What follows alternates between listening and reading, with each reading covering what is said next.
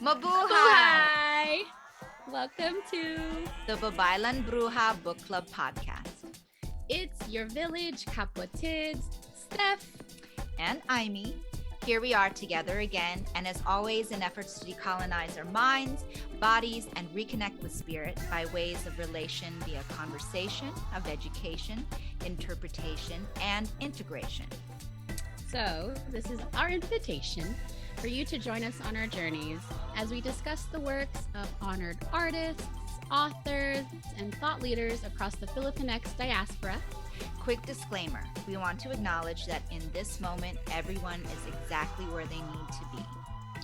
And since we are not experts, yet we are sharing our own unique lived experiences, we invite you to take or toss any statements, any opinions, any words we may use as you choose.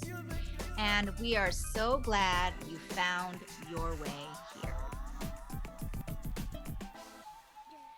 So as always, before we begin, we want to take a moment to ground, taking a pause to drop into our bodies and become fully present in this space. If it's safe for you, we invite you to close your eyes, straighten your spine, and focus on your breath. So inviting you to take a few deep inhales and breathe your belly button out. And then exhale, breathe your belly button in to your spine. Inviting you one more time.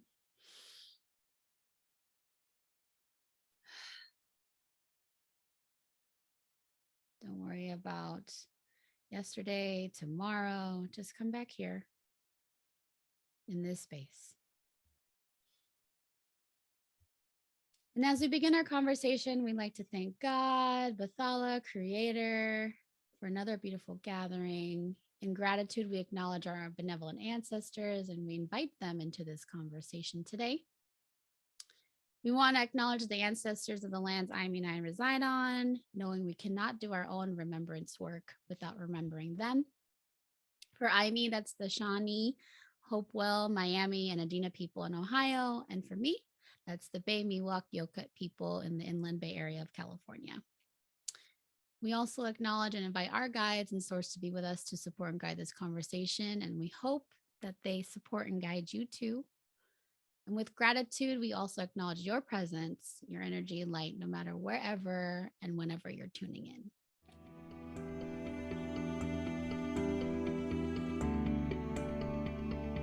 Thank you, sis.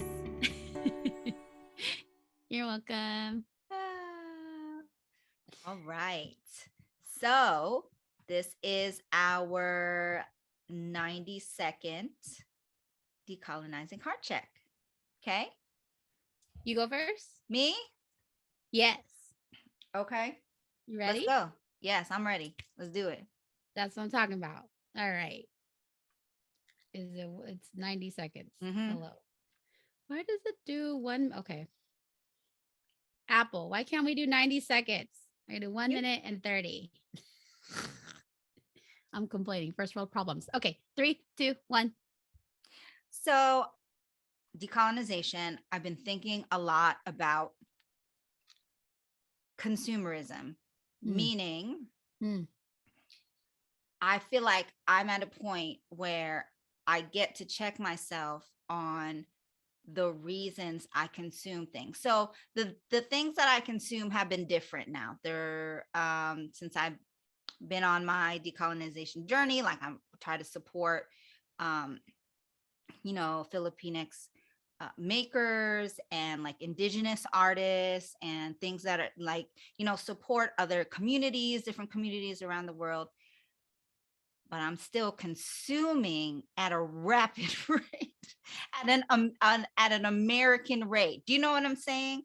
So like, even though it's different things that I'm consuming, I'm still like, ooh, I need, gimme. That's cool. That's shiny. That's pretty. That's sparkly. Neat. Give it to me. Yeah. Yeah. Was that time? No, you still got time. Yeah. So I find myself, I'm like, oh my gosh, those things are good like to support indigenous artists, etc., is a good thing. Yeah. And I need to check myself before I just go ahead and consume just for consuming sake, because there's that energy, there's an energy of that. Okay. So you're checking your consuming energy. Yeah. And I'm like, okay, it's fine. It's fine because I'm supporting communities, I'm et cetera, et cetera. And that's true, except like the heart behind it. Do you know what I'm saying? Yeah, Like, yeah, it's just yeah, like, yeah. okay, you're just eating just to eat, when you're already full, like you don't need to consume anymore. Like, Overconsume. Yeah. that's what I mean. You're portioning your consumption Yes. Portion control. and buying brown. I'm buying brown. And I'm like, oh, I'm buying brown. Just like it's, oh, all the food is healthy, I'm just gonna eat all of it and continue to eat it. It's like, well, no, you still have to like think about how much you consume. Oh, that was more than 90 seconds. And Okay. then So buy brown and checking with your portions yes, beyond your food. be whatever you consume. Tell it to the toilet paper people. Right. But I digress. Brown people don't worry about that because what we've been doing, Tabo tabo. and tabo tabo. Yeah. All right. Okay, ready? And go. So I've been decolonizing this while I'm very appreciative of the capitalistic opportunities America has presented for people to run their own business and, build a life, the American dream. I'm feeling like part of decolonizing is recognizing that you don't have to be a sole entrepreneur. You can totally run something together, which is bringing me back to the indigenous village days. So decolonizing, I don't know what to say. It's like not capitalism, but like group capitalism. Like, Yeah. your face is like, whoa, because it's like we can all eat, but we could eat and work together because that's what we did in the village. Like there was a doctor, there was a chef, there was the Farmers. the weavers, Yeah. the fishermen, all that stuff. And it's like we don't have to like be all like, I can do this all by myself, because what happens, like we just get tired. So it takes a village is when I'm like downloading about decolonizing how we run business. Like you don't have to be like, I got to do this all by myself. So I think delegating and working together. Yeah. Part of that, like indigenous is the future thing. That was time, but that's a whole download, sis. You think so? No, see, Yeah, I mean, because I do the solopreneur thing, like you do, and it's a lot. I'm like doing my taxes. I gotta like figure out my taxes for 2021 and find receipts and shit. And I'm like, this is a lot of work. And on top of everything, I mean, like everybody in the solopreneur business, they're like, okay, I am marketing. I am, they're all of the precisely things in business. Precisely. But so you give me something to think about. But that's it takes a village. Yeah. If you got an assistant or, a partner, which is why we're doing the podcast together. Because damn, like two people do it together. It's a lot of editing. It's a lot of like taking that time to get the content together. You know what I mean? So, yeah. Takes a village. Okay. Thanks for sharing that, sis. Yes. All right, Brown time Girl for Cliff Brown Girl Cliff Notes. Let's go. So, chapter 6, part 2. It was a 2-part of this chapter 2 through the guidance of Jane J. Alfonso. We explore the breakdown of the historical colonialism in the Philippines. She highlights how colonial theories 4 phases of colonization were catastrophically implied in the Philippines, as according to Fanon, 1965.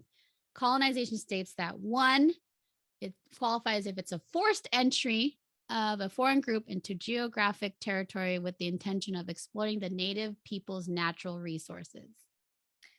Number 2, the establishment of a colonial society that is characterized by cultural imposition, cultural disintegration, and cultural recreation of the natives' indigenous culture, all of which are intended to further create a contrast between the purportedly superior colonizers and the inferior colonized. You can't see me if you're not on the YouTubes, Quote unquote. Quote unquote inferior and quote unquote superior. And remember those belly breaths, because this was triggering. This was triggering. This is a trigger warning, y'all. Trigger warning. This chapter was deep. Number 3, the portrayal of the colonized as wild. All right, keep breathing. And savage peoples that the colonizer has to police and tame, in essence, putting oppression and domination into practice. And number 4, the final phase is the establishment of race-based societal system in which the political, social, and economic institutions in a colony are designed to benefit the colonizer and subjugate the colonized. Woo! So those are the 4 things that qualify colonialism. And so from 1521, the infamous, as y'all heard, Ferdinand Magellan, our favorite antagonist, claimed the islands for King Philip II, the first Spanish settlement in 1565, and up to the infamous 1898 Treaty of Paris, where the United States acquired the Philippines from Spain for $20 million, by the way, which we are so much worth more than that, okay? I know. Ruled over for 50 years until we were granted, quote unquote, our independence in 1946. And it can be safe to say that the Philippines and the Filipinos across the diaspora have been through quite a lot. So from fascinating terminologies that include, but not limited to, the Golden Legend, to referencing the Toma sites, Ate Jane, Ate Lenny, and so many other researchers have paved the way with allowing us to think about how all this colonization has affected the diaspora consciousness.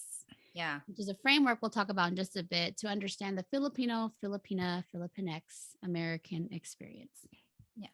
So Ate Jane ends the chapter with a vulnerable sharing about her relative Filipino American story and how it ties into this interesting concept of the Babaylan representing the healing part to Maria Clara, and often referenced archetype of the Catholic Church's Virgin Mary. I'm sure we've all heard of Maria Clara. And the Virgin Mary. And the Virgin Mary. So with Mary supposedly representing purity, chastity, and the tragic disembodiment of what it means to be authentically self-embodied Filipina. Through her psychosomatic therapeutic insights, we are able to consider how generations of colonization have manifested in our own bodies and how decolonizing is the way to healing. Her research, reflection, and recommendation serves as inspiration for us to continue the conversation around what it could mean to connect back with our mothers, the Great Mother, and the Babaylan. Woo! Dun-dun-dun. So yeah, that's the chapter, y'all. It's a good one to read because we gave you pretty much the history of the Philippines, how we got colonized, and the memoir by Ate Jane. So check it out. And that 4-phase the 4 phases of colonization, that was real. That hit home. I mean, because I think since we've been doing this work a lot, or we've been reading stuff like this, like I've already had words for the colonization process, right? Of how I became colonized, right?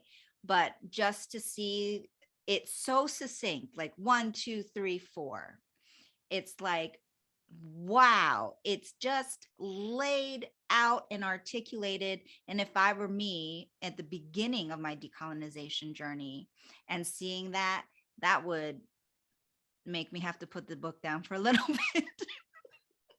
Honestly. Right. Trigger point, trigger warning. So Yes. yeah, belly breaths. um, So yeah. it's it's a lot. It's a lot. And it's a rude awakening when you're like, damn, like we were Mhm. really victimized and we kind of are continuing to do that. And there are many other countries who are experiencing literally right now. Like I don't know all the Yeah. stories Yeah. about the Ukraine and Yeah. Russia thing, but Yeah. it's happening right now. And it's not for natural resources. Apparently it's for like nuclear resources, which is we're not going to give life force to that timeline, No. but you know. Yeah. Okay. So if you have read the chapter, feel free to comment, start a conversation with us, et cetera, et cetera. We'd love to know what you think about it and maybe some of your trigger Yeah. points or yeah. What thoughts come for you? Yeah.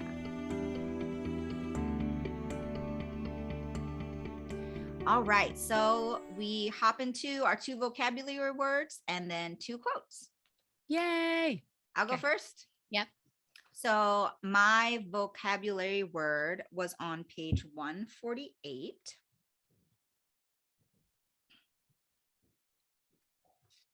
And it is pakikisama, which means smooth interpersonal relationship. Yeah. Kind of like follow. Yeah, pakikisama. So I don't know. There was a lot of words in this particular paragraph, such as kapwa, hiya. So things that we kind of already went over, but I don't remember pakikisama. So I picked that one out just because it resonated with me because I don't know if I have that smooth interpersonal relationship. Let me put it into context. I don't have that necessarily when I think of like my parents, which is always what I work with my mom, which is always what I think about when we're talking about because she's talking about Maria Clara and womanhood and female agency, etc. So and that's the word I picked. So it's nothing too deep. I just was like, oh, here's a vocab word. There Yeah, I mean, I was looking for the word in this paragraph, sis, and it says, just saying them made me feel happy. These words of interiority and wholeness, so different from the values I grew up knowing and resenting, where they seemed to privilege the other at the expense of self. Well, pakiki ramdam is like your intuitiveness, intuition. Right. So, right. Yeah. And then, so I guess in the context of what she's talking about, it says, they seem to privilege the other at the expense of self. So with the pakiki sama, it's like, just make sure everybody's okay with you at the expense of your own self, ooh, that's deep. Yeah. So it's like, okay, sige, it's self-sacrifice. okay. Yeah. But it's not okay. But you're like, oh, I'll just go ahead and say that it's okay. Yeah. Speaks to like the culture of like not trying to make problems. So, which we'll dive into because I cannot wait to get to golden whatever theory. So that was mine. You feel complete, sis? I do. Thank you. So what was your vocabulary words, sissy? My word, sis, was imperial rationality. Double consciousness. It's on page 134 and 136. It appears there a couple of times.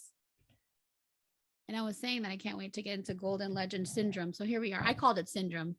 134, imperial rationality. It's on the second paragraph and it says, Campomanes, I guess the researcher, 1995, argues that the crisis of the Filipino American identity is rooted in an imperial rationality, which demands the forgetting of colonization. Mm-hmm.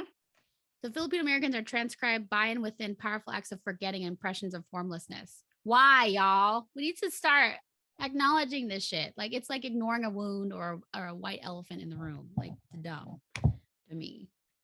So I just wanted to bring that up about how she kind of mentions like I don't want to believe that I have been oppressed and I feel ashamed and I should feel like a victim in any way. So it's like a double, I won't say entendre, but it's like a fragmentation of fragmentation. Like we're being shamed for being shamed. Yeah. And we need to not. So that brings me to the last down there, last paragraph. It's golden legend. I call it golden legend syndrome. And I have reflected on like how many like titos and titas I have that are like that. So golden legend, it says here, she speaks of the golden legend still held by many modern day Filipinos and Filipino Americans, the belief that pre-Hispanic Filipinos were uncivilized savages. I hate this word, by the way, who were gifted culture and religion by the Spanish and later by the Americans. Mm-hmm. So pervasive and persistent is this golden legend that anyone growing up in the Philippines breathes it in with the air itself. Yes. We've forgotten who we are, and it makes me really sad. It's like the pandemic in the Philippines is golden legend syndrome. Like we're in that sunken place. If you want to remember that movie, Get Out. Oh yeah. So not everybody though, but I want to have hope. But I'm just saying, part of healing the wound is to decolonize, like we said earlier, and that's to recognize we were colonized. And how does that make you feel to know that? Like, no disrespect to the Catholic Church because it's part of like what my upbringing as well. I don't want to disrespect all the way. There's a certain validity. I claim omnism, but these prayers are not all entirely ours, and that makes me feel a way about like reciting it, Yeah, and I feel like this golden legend thing, it's like we're so proud to be colonized. We're so proud to identify with the colonizer. Like on the next page, 135, Ati Jane says, I remember the discussions I would have with my cousins whose families knew Spanish and how they thought this made them more Filipino somehow. Like, what? How you gonna betray Tagalog or all the other hella dialects? But they don't think about it like that. Like there is this pervasive like brainwashing. Yeah. It's like brainwashing upon brainwashing. And I think it's so nuanced too with the fact that America came in and after the Spanish, and at that time they probably saw the Americans as a better option than the Spanish. Do you know what I mean? Yeah, literally in the next paragraph, she talked about Jane shares that her preschool teacher told her parents to not teach her Tagalog because it would interfere with her learning English. Yeah. What the? And the parents listened, and there's so many other parents who did that too and are doing it right now. So. Yeah. That's why my husband, Rob, he doesn't know Tagalog. And he asked, I want to know. Yeah. Growing up. And then his mom was like, no, because I don't want you to be confused. And now there's all these studies about how bilingual kids are smart, are super intelligent, right? Because the brain is double working, whatever. Yeah, that's so interesting. And even me growing up, like I was ashamed of Tagalog because I was like, oh, it sounds so ugly, whatever. So we need to really shift this narrative. Like, yeah, like I had someone, he's Filipino, but sometimes you speak like like that kind of speak like that just accent in the accent because I don't know, it's fun, it's ours, right? And then I remember him saying like it's not a very sexy language. It's not a very sexy accent. And I was like, to who though? To who? By what standard? Who told you that? And Mhm. why are we glorifying other like languages over our own? Like, oh, French is supposed to be romantic and sexy. Like, why? Who says guess who? what? Some of the French are assholes. Okay. Yeah. Yeah. Does So that still make them sexy? Because when someone's mean, it's like you're not really sexy anymore. You know what I mean? yeah, and like it's just language. This is like language of people speak. Like, why Yeah. are we even sexualizing language? Why? Like what? It's patriarchy. Because of patriarchy. Listen, I told my activated her. Look at her face. I told my best friend today. I was like, listen, there is a three-headed beast. It is patriarchy, colonization, and capitalism. Mm-hmm. There, it's a three-headed beast. All working like a little form. Yep. Mm-hmm. Because you think you're fighting patriarchy, but you're also fighting capitalism. Somehow you're also fighting colonization. You know what I'm saying? Yeah.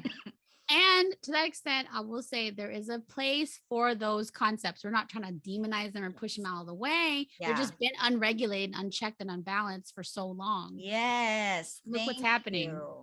You know what I mean? You need to be called out. It's like those, take accountability. I don't know. I don't know if there's any room for patriarchy. I'm just going to put that out there. Listen, okay. I was like, look, I don't know, all these stigmas, social, stereotypes about Russia. They like red, they, blood, and it's really happening right now. I'm like, can we just send them to Mars? Can they just go fight on a planet? Like, we have the technology to send them there. If they want to hash it out and fight, you know what they say about men when they want to fight? Let them fight, because they just got to let it out. I was like, this is a white man war. I was like, literally. I was like, damn, Putin, like, we are in a fucking global pandemic. Read the room. Nobody wants a war right now, okay? Right. Like, what? Like, no, nobody's economy is doing well anyway because of the pandemic or whatever. And now you want to start a war? Like, read the room, bro. And it's also like, I want your oil. I need your oil. I'm not enjoying paying $7 for gas over here. It's not cute.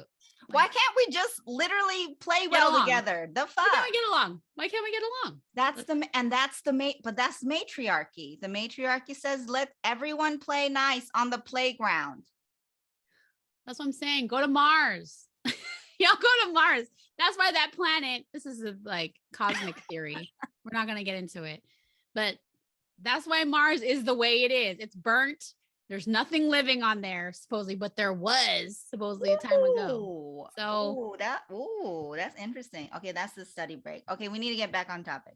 We can do this. I'm done. Are you complete? Yes, I'm done. Okay.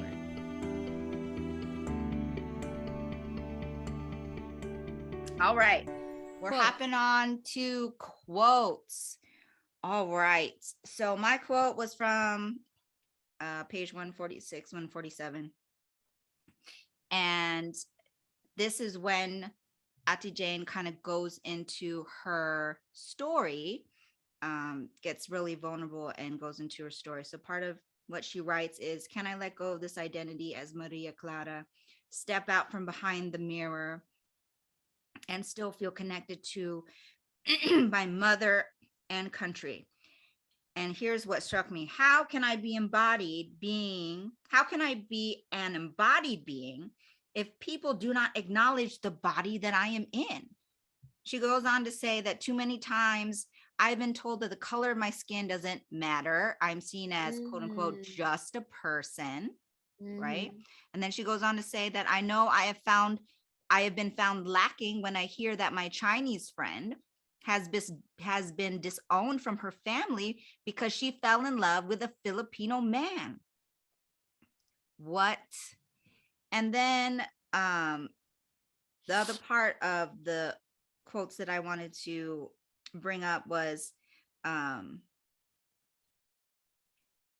to decolonize is to reclaim the body. Yeah. Right. So she asked, how can I be an embodied being if people do not, excuse me, acknowledge the body that I am? I am in, and to decolonize is to reclaim the body.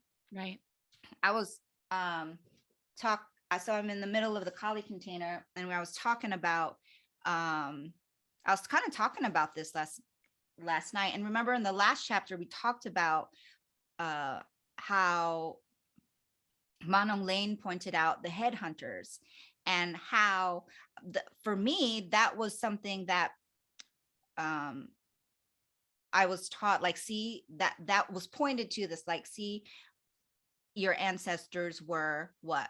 Savages, were primitive. But we learned the reason that they headhunted, right, is to bring the head back to the village, to honor it, and so that everybody remembers that enemies have faces and names. So it was a very spiritual situation.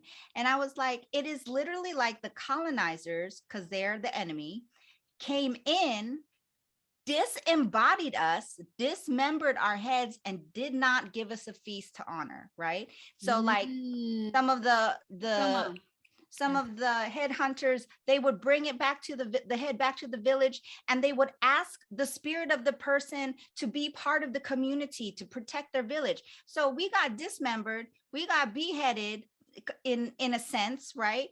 Because we were told to not remember our body. So we got disembodied, and they didn't have a feast for us. They didn't acknowledge our humanity. They didn't see our faces. They didn't throw us a feast. They didn't say, hey, come be a part of the community. Yeah. So to decolonize is to remember the body. Yeah. That fucking struck me so hard, because I mean, that it put words to what I've been feeling in my decolonization journey from the very beginning. Is to remember that my body is good, and that I'm allowed to be in my body because I am good. That's super deep, because for me, with the chronic condition, autoimmune, you're rejecting yourself. Whoa. And so it's a matter of, okay, soul, poetic you are. My soul was like, I'm gonna come here with a thing that tells me to accept myself again, which is essentially, and I highlighted that too, Sissy. Like, I like circled reclaim the body, like, you know, so part of my journey right now, what I'm going through, honestly, is like reclaiming my body. And for some reason I was like, yeah, I'm gonna pick a brown curvy body too. So, and I love Lizzo. I go for her because she just released like this. I saw her promos for the show. I'm trying to stay off media and TV lately, but it's not working all the way. But I do acknowledge there's some validity to the messages, right? But there was a snippet that really hit me, like how it hit you. She was like, you know, it's hard for us to love ourselves because we are born into a world where the world really tells us not to love ourselves. It's harder for us to love our, you know, because fat shaming and fat phobia is very real. Yeah. Hearing all damn day at work, everybody wants to lose weight and they don't like their belly and they don't feel happy and all this stuff just because of what? Because this world propaganda, whatever, is telling us not to love ourselves. And so I think it's really healing in a like entendric way for me right now, on a cultural level, on a ancestral level, on a health level. And I'm been like, you know, it feels like a battle sometimes to really like love yourself despite the forces that tell you shouldn't, you know? And so but luckily I was like, maybe I'll be an Aquarius. So I'm already naturally rebellious. That's why you picked Aquarius. Right. And it's like, there was a quote, who said it? He's an artist. He's an artist, but he was like, you know, in a world of the world that we live in, like loving yourself is a rebellious act. Yeah. And for Aquarius, I'm like, oh, rebel? What? You know? So but I'm learning that there's still intrinsic things that come up, and that's part of like reclaiming the body, right? So it's so ironic I think I had like a little aha moment here. So y'all are witnessing it. Yeah. But Yeah. So that was reclaim your body. reclaim Right? the body. Your body is Reclaim. beautiful. As Amy says, Amy says it's good. It's good enough. You know, and I recognize we don't really take it for granted until something happens to it. Like I'm just recovering from a foot injury. I'm like, damn, I take a disadvantage of my foot. I take advantage of my foot. Like when it was healthy, it's I'm not tripping about going to the bathroom or like walking to the kitchen. Now I am. And I'm like, damn, like, you know, so yeah. just be happy you got limbs, you got breath, you got all this stuff, you know. So and then one more thing and then I'm complete. So I was thinking about this too, and I was like, you know, if we are disembodied, right? And especially I feel like the church kind of the organized Christianity, Catholicism, whatever, perpetuates this idea that your body is bad, your desires are bad, you know, your sexual desires are bad. Like it's just sin. It's just all of it is sinful. You're born a sinner, right? You're not supposed to want some, right? You're not supposed to want sex.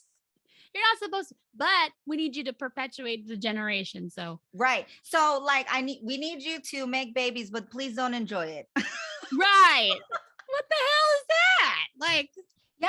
And then so I'll speak from my experience. I was taught to forget about my body, right? To be disconnected from my body. So if I'm disconnected from my body, in extension, I'm also disconnected to the body of the earth, you know? Yeah. So, yeah. Right. Yeah. So that's a study break too, sis. Cause I want to talk about connecting back to earth. Like, and it's interesting how so much time can pass till we're like, I really have to go outside. Like, I really cannot be disconnected. So I want to highlight that little string and like explode it because you have to go outside. Like the pandemic was it. Like we were so inside for so long. We were like, damn, I got to go outside. And what's outside? That's Mama Earth. Yeah. Yeah. So anyway, reclaim the body, reclaim your body, reclaim the earth. And let's continue this decolonization journey. What did our ancestors say? We didn't say amen. Did we just That's what I want to know. That's what I want to know. We waved our Kali sticks. Yeah. I said, and so it is. So when I've been praying with the kids at night, instead of saying amen, I say, and so it is. And so my daughter, she finishes it. I say, and so, and she's like, it is.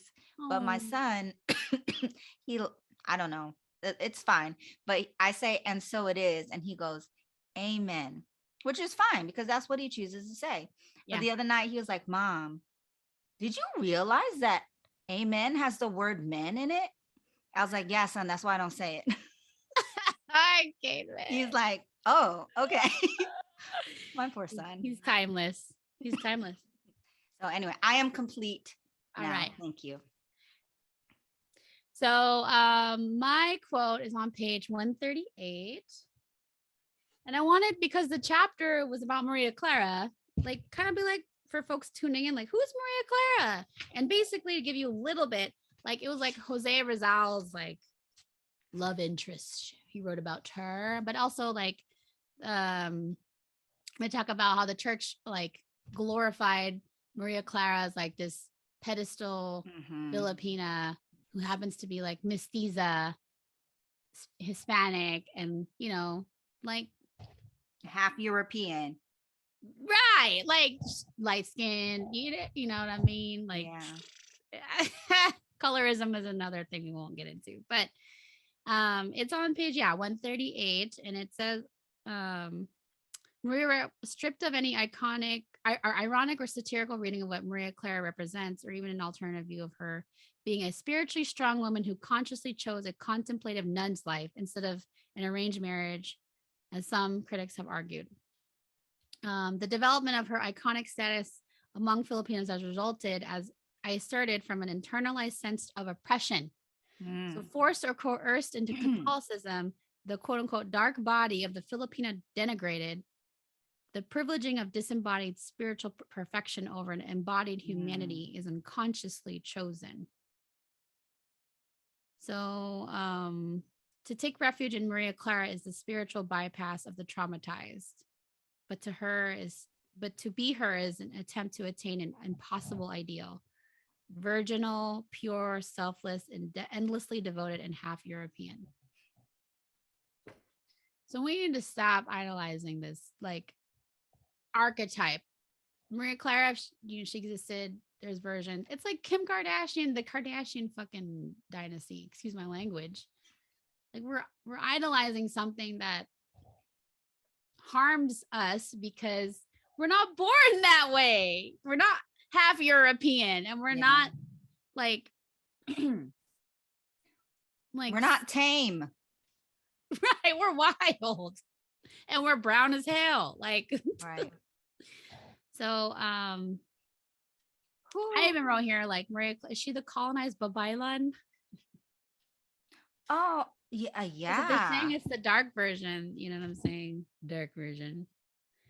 So the addiction to perfection is construed it's split between the body and the spirit. So anyways, I wanted to highlight that as like Maria Clara. Fun fact too, sissy, you know, you were taught to in the church to not be in your body. My church went so far to do fundraisers around Maria Clara. So I was in a Maria Clara fundraiser. Oh my gosh. And I ran against two other contestants, and it was like a beauty contest. Basically, I got a Maria Clara dress I made. Yeah. Did you win? No, I didn't. Sorry. I was second place or whatever. Who was the what first? Does that mean anyway? Was the first place, no shade on whoever won, but was the first place person half European? She was definitely lighter than me. Yes. Yeah. She was definitely more like the figure.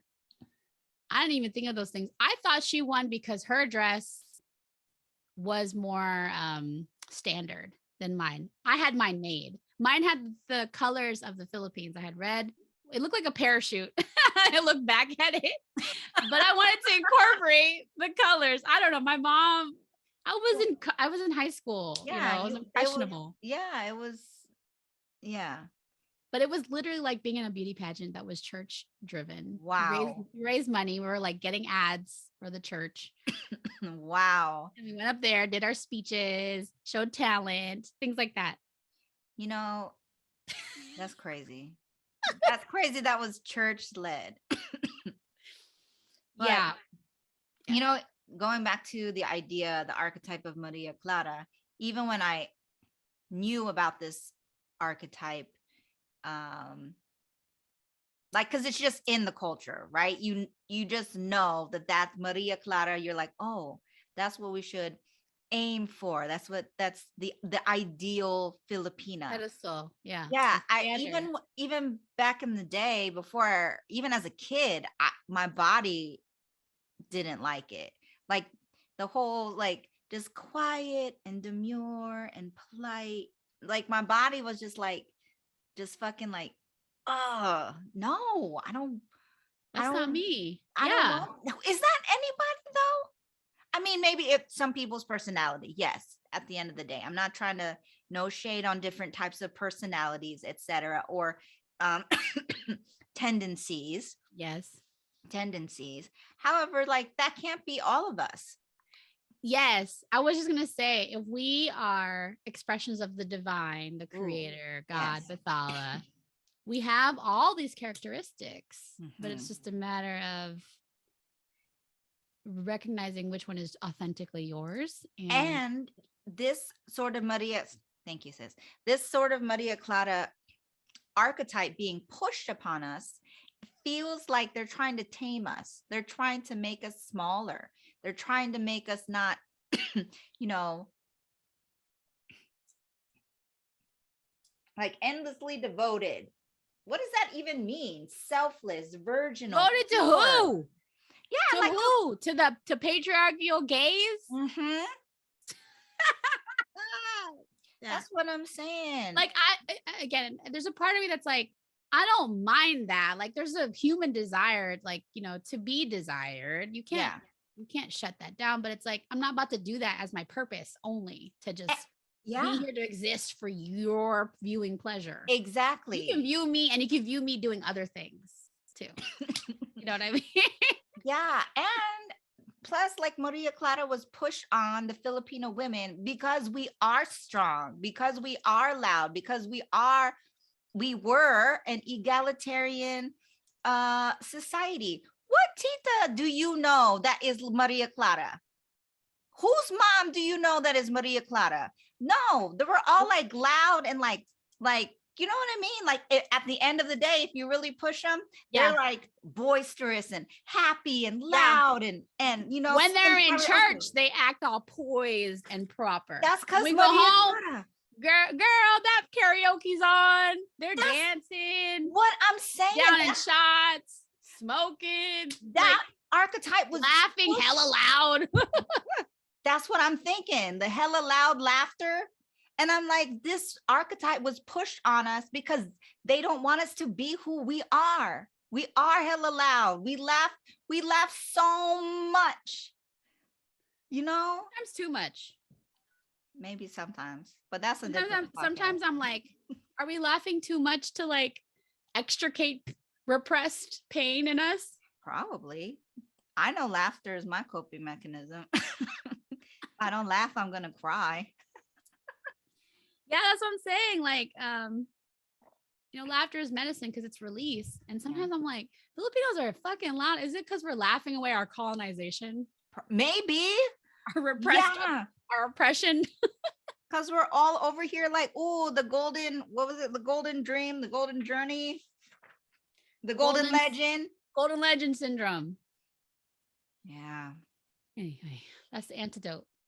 Laugh this bullshit off because it's like, you wake up from this, you let the veils drop and you wake up from this facade and you're just like, like, okay. I did say last night in Container, I was like, so it makes me angry, all the shit that we have to put up with, all the shit that we forgot through colonization. And I'm realizing like the next generation and the next generation is just going to continue. This is my hope. And I see it already. Like they're just going to continue the decolonization journey. So I'm hoping that, I was saying like, I hope my grandchildren come to me like, Lola, we just learned this, da da da da da. They just found this thing in history. They just, whatever. Like, so that's my hope, that we can be angry, but that the next generation can be less angry. Or because they found stuff, Yeah. Yeah.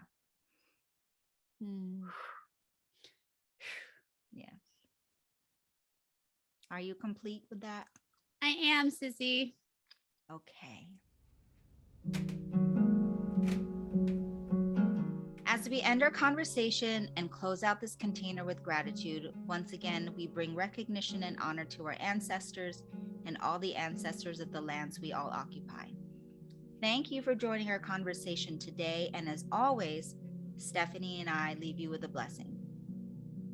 May your decolonization journey lead you to reclaim, connect, and love your own body. May you begin to see yourself not through the eyes of others, but through the lens of truth that you were created good from the beginning.